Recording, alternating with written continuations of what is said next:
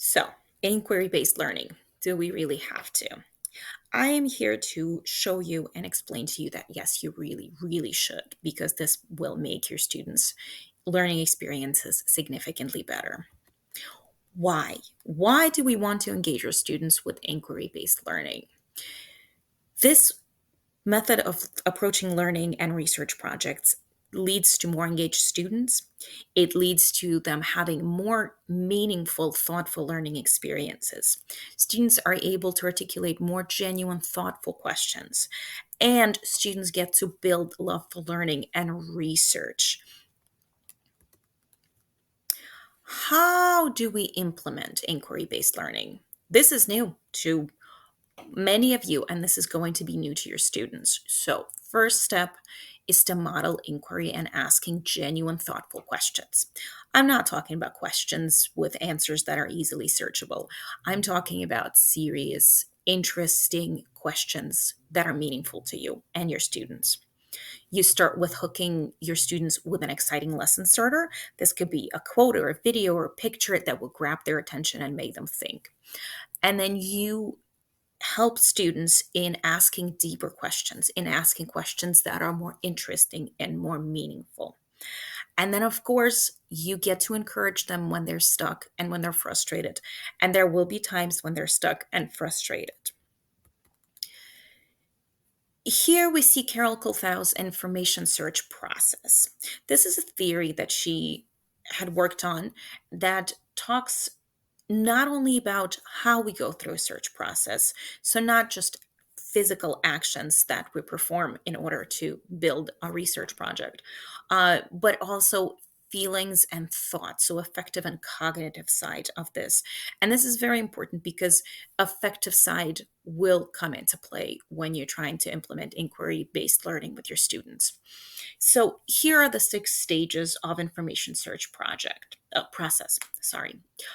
Initiation is the first phase when a student first becomes aware of a lack of knowledge or understanding, and feelings of uncertainty and apprehension are common in this stage. So, this is where the teacher introduces a project to their students. Selection is when a general area, topic, or problem is identified, and initial uncertainty often gives way to a brief sense of optimism and readiness to begin the search. So the kids are excited and ready to jump in. Then we move on to exploration, and this is when inconsistent, incompatible information is encountered quite often during your research. And this leads to uncertainty, confusion, and doubt within the kids. And these students might find themselves in a bit of a dip of confidence. Formulation is the next stage, and that's when a focused perspective is formed and uncertainty diminishes as their confidence begins to increase. So, this is where a solid question is formulated, a question that is not very easy to find an answer to using Google or to research database, something that will make them think and ponder. Then collection is the stage when information pertinent to the focused perspective is gathered. And at this point, uncertainty subsides and the children's interest and involvement deepens. So they want to dig more and they want to learn more.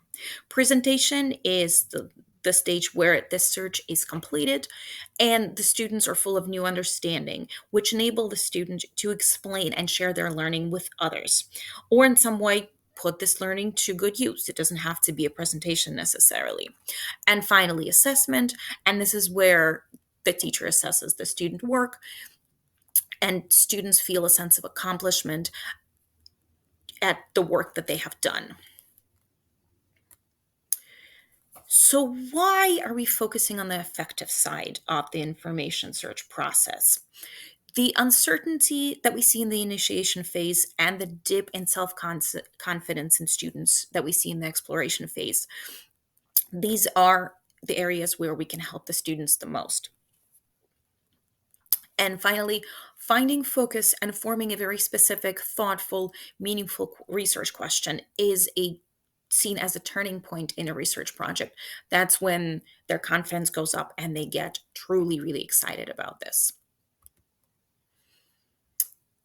So, how do we help our students through this process?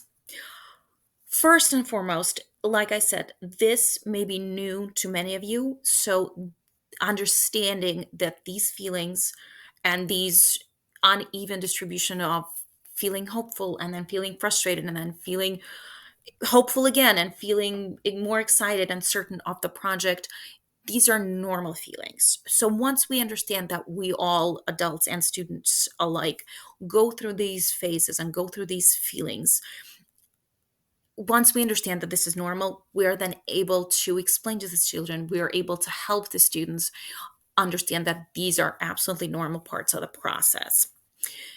Fine, then we can help her to guide our students through the uncertainty and through the periods of low self-confidence. And then we can, of course, support them in forming meaningful questions so that their research is the best that it can possibly be, the most meaningful and the most thorough. So, inquiry based learning can feel very new, unfamiliar, and a little bit scary to both educators and students. So, it can be a little hard to get started on because new things sometimes are a little hard. But at the same time, it can help our students.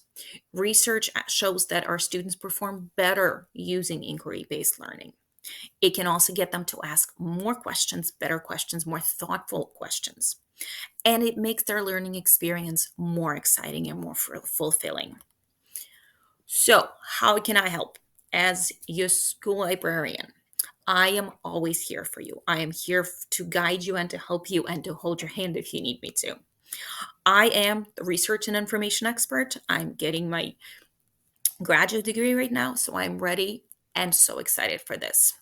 Collaboration with educators and with others in the community is in my DNA. I love to work with other teachers. And I want to help our students succeed as much as you do. And research shows that this is the best way to help them. And finally, creativity is my middle name. I can't help it. I'm creative and I'm here to help you form fun, exciting, creative, thoughtful questions with your kiddos. So now it's your turn to practice and try to make up interesting, thoughtful questions for research projects.